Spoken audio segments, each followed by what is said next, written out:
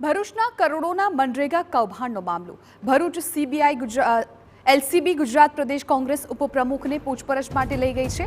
સવારે ભરૂચ એલસીબી અચાનક વેરાવળના સુપાસી ગામે પહોંચી હતી। કોંગ્રેસ ઉપપ્રમુખ હીરા જોટવાએ પૂછપરછ માટે સાથે જવા સંમતિ આપતા લઈ જવાયા। ભરૂચ જિલ્લાના કુલ 56 ગામોમાં 7.30 કરોડનું કૌભાંડ આચરાયાની શંકા। જિલ્લા પોલીસ વડાએ આ કેસની તપાસ માટે વિશેષ ટીમની રચના કરી છે।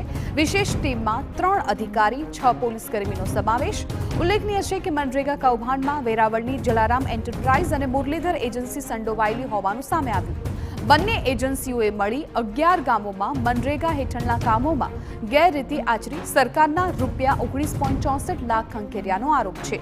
આ મામલે ભરૂચ શહેર એ ડિવિઝન પોલીસ મથકમાં ફરિયાદ નોંધાઈ હતી અને રાજ્ય સરકારના મંત્રી બચુ ખાબડના 2 પુત્રોની પણ ધરપકડ થઈ છે। તો હવે કોંગી અગ્રણી હીરા જોટવાને પૂછપરછ માટે લઈ જવાતા અનેક સવાલ ઉઠી રહ્યા છે।